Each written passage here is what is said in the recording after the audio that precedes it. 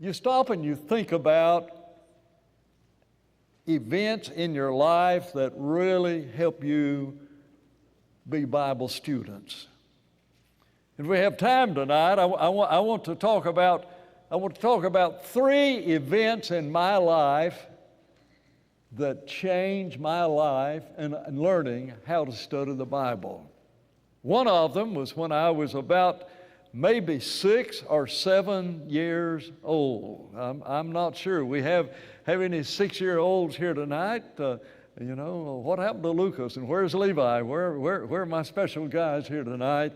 6 or 7 years of age. A thing happened to me in a Bible study when I was 7 years old that changed my life. I'm going to tell you about it. And then I'd been preaching I'd been a missionary for 7 years, and I met an individual at a Christian camp. And what he said changed the way, really solidified how I studied the Bible. The other one, and I don't know if we'll have time to it, is when as a young preacher, I couldn't find anybody to study with except Jehovah's Witnesses. They'll always study with anybody. They'll come knocking on your doors, and if you can find one of those, they'll sit down and study with you. And Seventh-day Adventists were much the same way in the setting in which I was. And we'd get in a Bible study, and I thought I was a pretty good Bible student. I'd been to a Christian college. I've got all this education, and I'd get in a Bible study, and they would nail my hide to the wall. Why? Because I didn't know how to study the Bible. And that's what I want us to do tonight. I want us to look at 3 verses of Scripture. Go ahead and put that first verse of Scriptures up. I hope you can read that. Can you read that? Is that large enough for you to read the print? You shake or nod. Can you read that print? You say, all right, I got thumbs up like this, or whatever that is. That's thumbs up, but I got this. And so we'll take that as something you're able to read. I'd been a missionary for 7 years and came back to the States. I was at a Christian camp. It was called Camp Casey. And it was a great camp. We had 300 campers. Can you imagine having a camp with 300 campers, and probably had, 75 or more staff that was there? It was a large camp. And one night after the camp had quietened down, there was a brother that was there. His name was Hudson Nichols. You may know the Nichols name because you've heard it. There was a Gus Nichols. There was a Hardeman Nichols who preached here. There was a Flavel Nichols who was the oldest of all of the Hardeman preachers, at least sons of Gus Nichols. And then there's Hudson Nichols, the unknown Nichols. And so we're sitting around. It's probably 11:30, 12. It might be one of those nights that the camp got quieter a little bit earlier than that. As the camp gets longer, they stay up later every night. So it could have been 1 o'clock. And Hudson says, Dan, I want you to read this verse. And I want you to tell me what this verse says. And so I read it. Now look, I've been a missionary. I'm not a bad Bible student. I've been a missionary. And I said, that verse says that if you want to go to heaven, you've got to be baptized. And he said, let me look at it. He said, that's not what it says.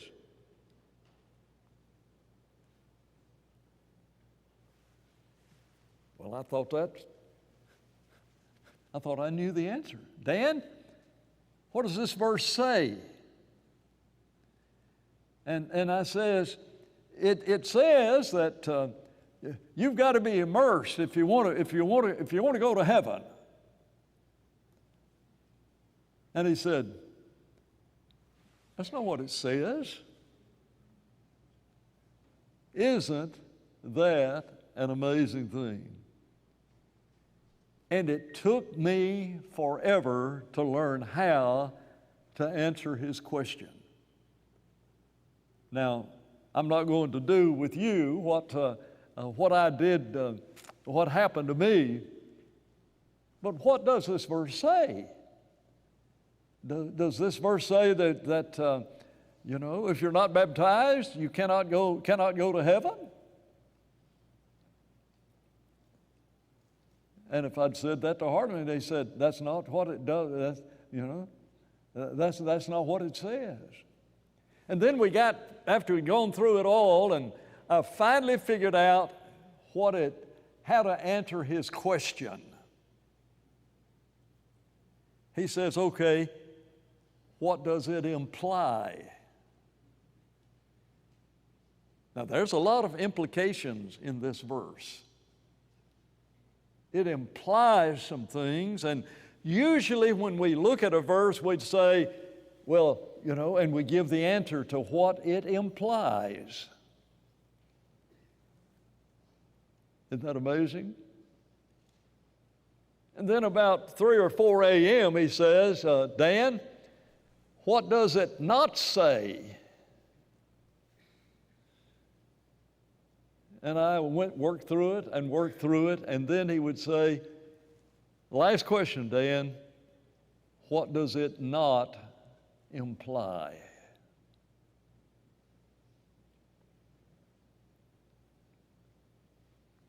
Do you know what this verse says? It took me a long time to state what this verse says. You know what it says? He who believes and is baptized shall be saved. But he who does not believe shall be condemned.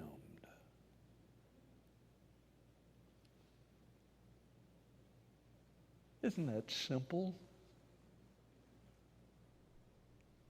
Do you want to know where denominational errors come from? Do you want to know where diversities of beliefs come from? One of my early experiences, I'll go back to an early time in New Zealand. I'd been in New Zealand for about 2 weeks. And I was there with one of the young men of the church. His name was Rex Merrick. He's still alive, still a great servant of God there in New Zealand. He's getting old, by the way, because he was as old as I was when I met him. But he carried me downtown. Maybe it was even his other brother Peter that was older than him. Anyway, we went downtown, and he introduced me to one of his friends. And he said, I just love hearing Americans talk. Would you talk? I looked at Peter, I said, what do I talk about? He said, why don't you talk about Mark 16:16?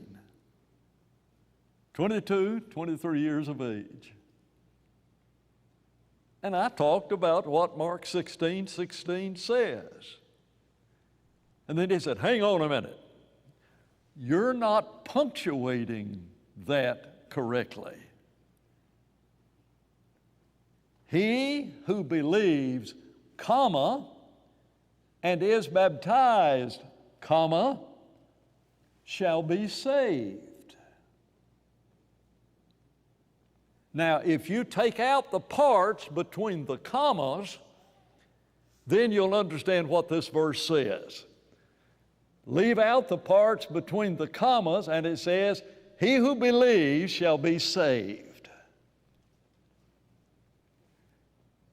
What's wrong with that? Well, first of all, where are the commas? And what rule of grammar ever says what is found between the commas is not necessary? How do you answer that? I said, well, if you could do that, I would say, he who, comma, believes and, comma, is baptized shall be saved. Now you take out the parts that are not necessary between the commas, and it says, he who is baptized shall be saved. He said, you can't do that. All I had done. Do you know how to solve the question here about what this verse says? I challenge you in your Bible study to read a verse and not state what that verse means. I've done this in Bible classes over and over again. Monday night classes, we've done some of it, and Tuesday morning class, we've done it perhaps even less. But isn't it amazing? We decide what we want a verse to say, and then we quote the verse. Why would we not just look at that verse and see what that verse says? Now then, it can imply some things, but they've got to be necessary implications. And by that I mean the words themselves must imply that. Does it imply that he who believes and is baptized will go to heaven? Yes. That's not what it says. You can take the rest of the Bible and look at salvation and all that is involved in salvation, and that is the thing that is implied. He who believes and is baptized will go to heaven. That's not what it says, is it? And we sat all night long. All of a sudden, the sun was coming up, the camp was waking up, and it was time to go eat breakfast. And he and I, the time had just flown. I mean, 6-7 hours had just flown with him drilling me, not just this verse, but so many other verses. And so when you read a verse, what does it say? What does it not say? Comma, comma. That's one of the things, isn't it? You would answer that. Doesn't take a rocket scientist to be able to deal with that. And it is true that he who believes and is baptized will go to heaven. I believe that. That's not what it says. What does it say? It says what it says. And you'd better really be sure that the implication is there before you make an implication beyond that. Let me see. I found something in this building. Lucas, can you read pretty good?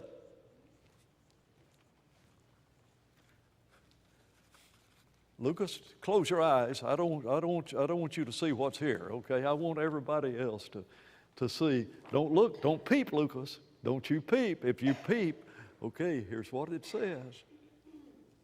Okay, Lucas, open your eyes. Please help, do not use or serve grape or red drinks of any kind. They stain the... Isn't that amazing? They stain the carpet. You know where I found this? Have you seen this sign? Have you ever seen this sign? It's been in this building for 20 years. You've never seen it? Well, let me tell you. Wait a minute, Caleb. You know where I found it? I found it in the kitchen in there where sometimes they prepare the Lord's Supper. And we've got a sign in the room where the Lord's Supper is that says, "Do not use grape juice."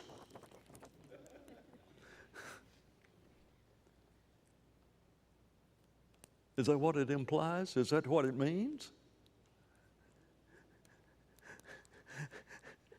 That's a hard question, isn't it? But you see the problem? Here's the sign in a place where, right up here, we've got the trays here. We got grape juice. And you know what they believe down there at the Palm Beach Lake Church of Christ? You can't have grape juice in the Lord's Supper. Is that what it says? There is a context. I've talked about, and you've heard me say this, 3 rules of understanding any difficult verses in the Bible are as simple as A, B, C. Look at the verses above it. Look at the verses that are below it. And look the context in which it's found. Is this a true statement? Yeah, I've been in this building for 20 years. Why? There's a context. Where's it found? In a kitchen. In a kitchen where drinks are served, you know, but wait a minute. There's even helps us understand that. Is there anything in the context where I see this because they stained the carpet? You remember what we had when we built this building? We had green carpet. After, what was it, Steve, 5 years or something? We had green and stained carpet all over this building. Why? Because you can, no, you spill Diet Coke, it's okay, you can mop it up. Ever spilled grape juice on you or something? Yeah, hard to get out. And it stained the carpet. There's a context in which this is found. Now this is not a verse in the Bible, but it illustrates the context in which it's stated. And so you read a verse that says, remember the Sabbath day to keep it holy. Now we're not going to look at that verse.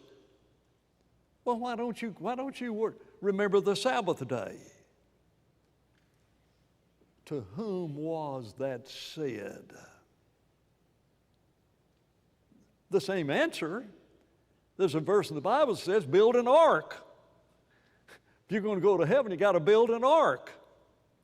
No, there's a context. And you read the verses above that and the verses below that. You read the context in which it is found, and you look at what the verse says. Remember the Sabbath day to keep it holy, because you were a slave in Egypt. And God has given you a rest day. That's what it says. The Deuteronomy account says that. Deuteronomy chapter 5. Remember this. What's the Sabbath day? Rest day. Remember the rest day because you were a slave in Egypt. Is there an implication about slaves in Egypt? Yeah. They don't have a rest day. You remember the Sabbath day to keep it holy because you were a slave and God has given you a rest day. That's context. And so when you read the Bible, you've got to put it in the context in which it's found. I'm running out of time, and I don't know what to do. Put the next verse up. You know this verse.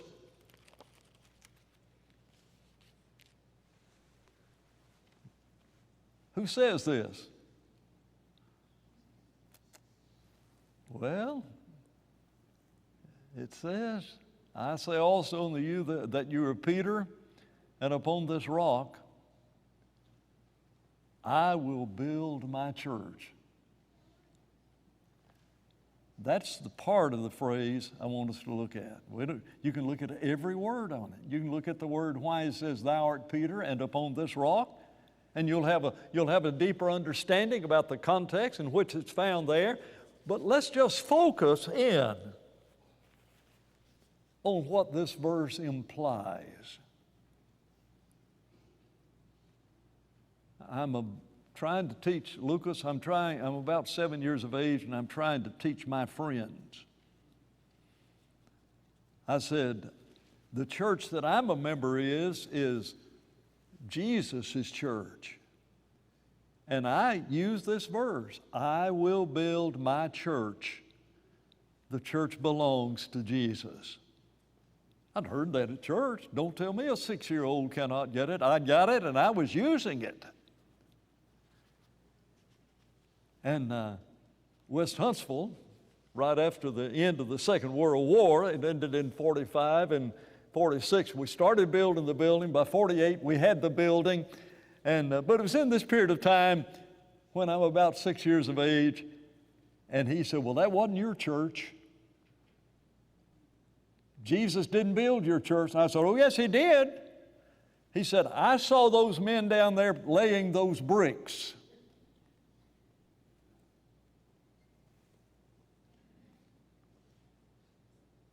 I'm 6 years of age. And I thought, you know, he's right. Why? I didn't know the definition of words. I will build my church. You know what it does not say? It does not say, I will build my church building. And so there's nothing in the context that's even talking about a building. But at 6 years of age, you're not real smart. And fortunately, I had a cousin. She's a whole lot better personal worker, and she just answered it just like that. That was just so great. I was sure glad she was there because I don't know what I would have said. But I learned how to read a verse. What does this verse say? I. Who's the I? Verses above it will tell you.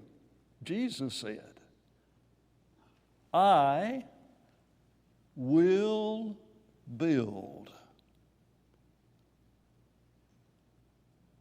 What does the word will indicate? It implies it had not yet been built. The church of Jesus had not yet been built whenever he said, I will build my church. Church is not in the Old Testament. Jesus came and says, I will build my church. That's interesting, isn't it? It implies that he accomplished something when he lived on this earth, and he built his church. It's his. And then it says, and the gates of hell, King James, gates of Hades, will not prevail against it. Now, if I don't know what Hades is, I'm in a bit of trouble trying to figure that out. But I could look up the word Hades, couldn't I? It's just a word. If I look up a dictionary of Greek words, it would tell me what this word means. And so I could figure that out. And whatever it is, whatever Hades is, it's not going to stop the building of the church. And then again, what does it say? I will build my church. What does it not say? I will build my churches. Isn't that amazing? When you read the Bible, take time to look at the context. Ever seen one of these? They're in this building.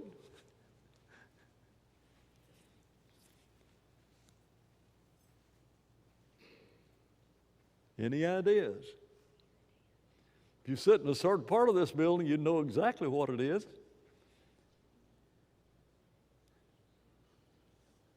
Johnny and Betty are sitting back there. Can you look down at Betty's feet and see what she's got? There's one back there Guess what it says? It says Betty. What is this? Well, I guess when you eat, no, that's not what it is. It states what it is. It has a purpose. Now, if I don't know the context in which it's found, but those of you who've got short legs,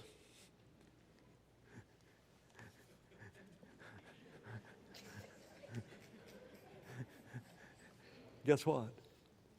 It's not yours. Is that an implication? Does this have a context? I may not even know the context. I may have thought, she was out shopping one day, and you ought to go shopping with Carolyn. Whoever Carolyn is, you ought to go with Carolyn. You ought to go with her, because she finds all sort of good things. It doesn't imply that. It might be where it came from. It might be that she knew somebody who was really, really a good carpenter. It might be she doesn't want anybody else to use it. But that's not what it says. What does it say? Where's it come from? Well, if I ask you to look at the penmanship, do you know anybody in this church who can write like this? I do. And he's married to Betty. And there's one back there that says short-legged Betty has got one of these. Why? What's it for? It implies some things, doesn't it? You leave this building, you go outside, you're in the foyer out there, and there's a sign over there at that door just as you go out says women. Does that imply something? Yeah. You know, now it does not just say, whoa, men. That's not what it says. That's not what the word means. Words have meaning, don't they? Wait a minute, it's plural. Can a plural word ever mean singular things? Sometimes we ask that question about the Bible, do we not?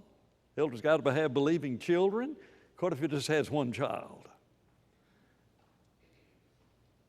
Well, you women may not understand this as much as men understand it, but when women go to the restroom, there are always two of them that go. You ever notice that in life?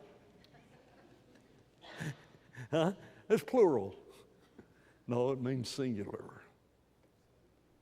Isn't that amazing? We get that. We don't get it when it comes to that handicap stall, though. Isn't that amazing?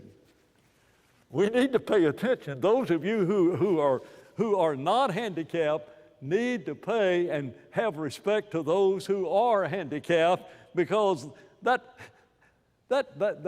big, large restroom, or in each of the individual restrooms at the end of the hallways and in the foyer, there are larger restrooms.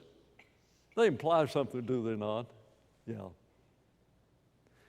Folks, here's all I'm saying. Use your brain.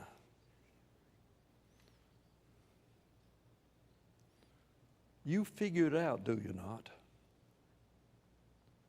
It means what it says. Put third verse up. Can you read that one? Yeah. What does it say? What does it imply?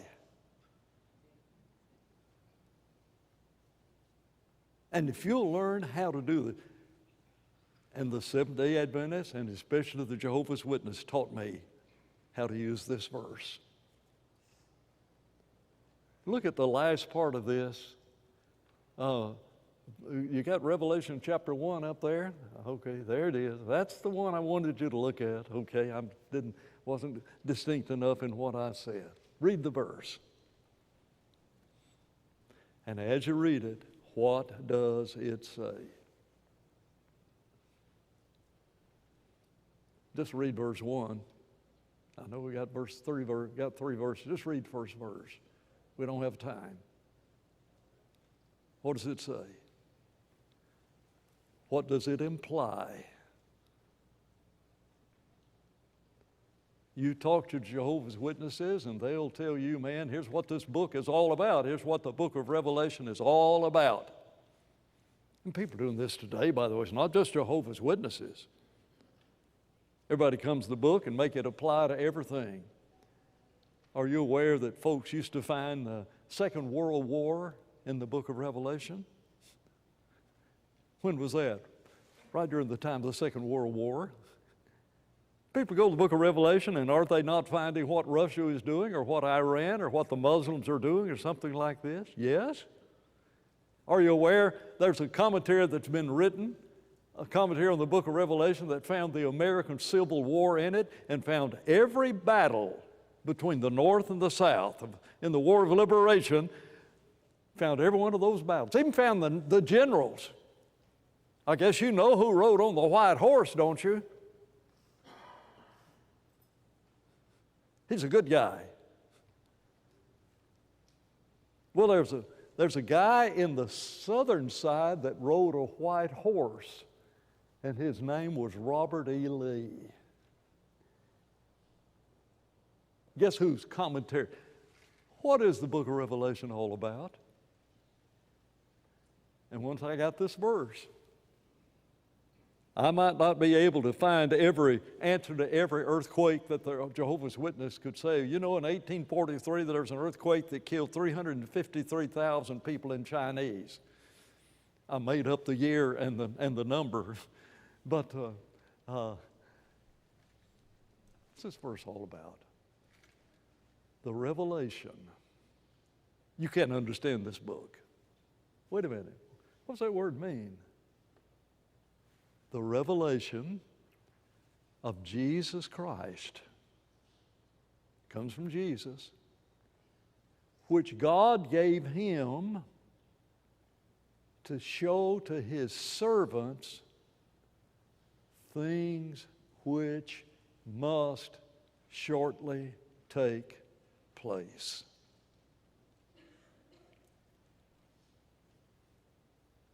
You understand every word there? Here's a book. God said you can understand it. People have the attitude there are 66 books in the Bible and you can understand 65 of them, but here's one you cannot understand. Interesting enough, in the Greek, it's the first word in the Greek Bible, revelation.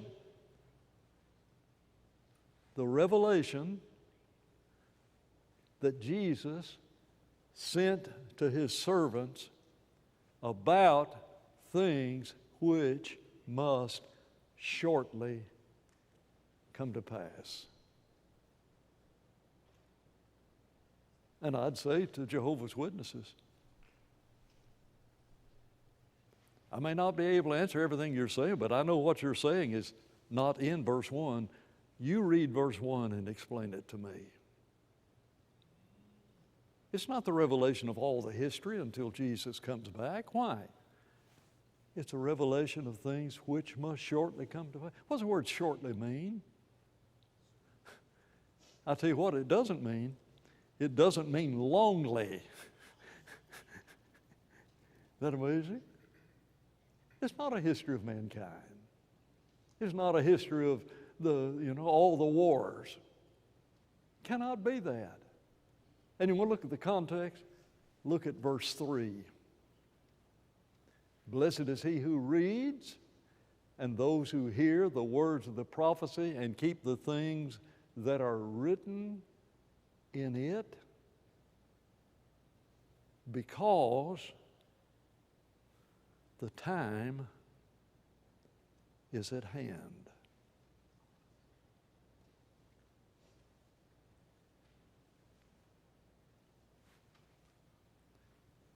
Let's just read it. Let's define words. Let's put words in context. and we'll be able to understand it.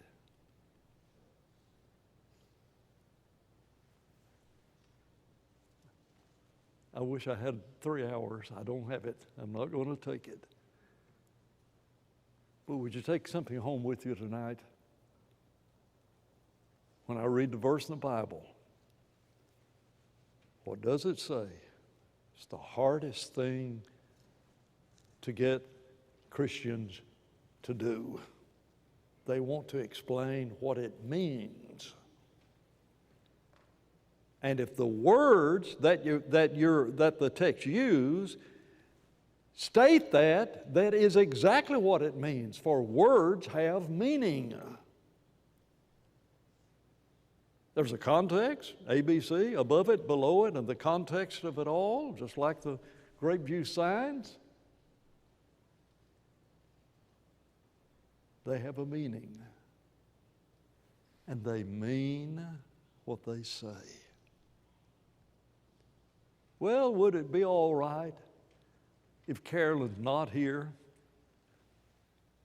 for somebody else to use this? Well, we've got more than one Carolyn in this church.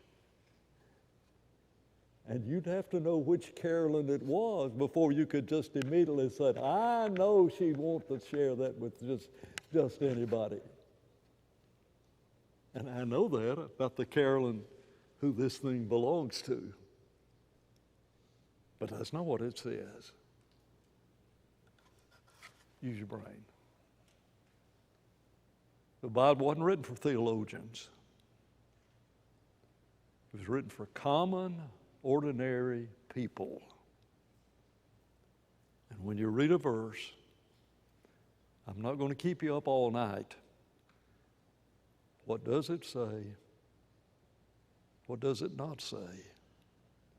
What does it emphatically imply? Not that I might guess it could be and applied to. That's what you do with Revelation. Well, it could mean this. Okay, could mean that. Just like it could mean you'd better not use this. That's not what it says. What does it say? What does it imply? What does it not imply? That's it. What's the purpose of the lesson? To help you understand how to study the Bible. And Caleb, you're old enough to do that. You're old enough to read, he who believes and is baptized shall be saved. You're old enough to read, I will build my church. I'm 6 years of age. I don't know what a church is. I know now. It's people. Define words. Look at the context in which it's found. And then believe what those words say. That's how you study the Bible. And difficult verses will become so much easier to understand. It took me from midnight till sunrise to look at about 2 verses is all we looked at. But I figured out how to do it. And it's so simple. Jonah, I almost let you be the star of this sermon. But you're sitting so far back, I couldn't get back there to you because I know, Jonah. I watch you when I preach and I see that you listen. And Caleb, I notice that you and others, I'm not leaving, I don't want to leave out anyone. I appreciate our young people for the way they listen. Wait a minute. He who believes and is baptized shall be saved. Could I ask you a question? Have you done that? That's simple. Have you done what Jesus said you need to do to be saved? Simple part of Mark 16, he shall be saved. He who Well, the word who's in there. He who believes and is baptized shall be saved. And if you'll do that, it'll change the way you study the Bible, but more importantly, it will change the way you live. If you've never been baptized, you need to do it. That's what Jesus said. Now, what does that mean? You're buried in water. That's not the verse. Other verses teach that.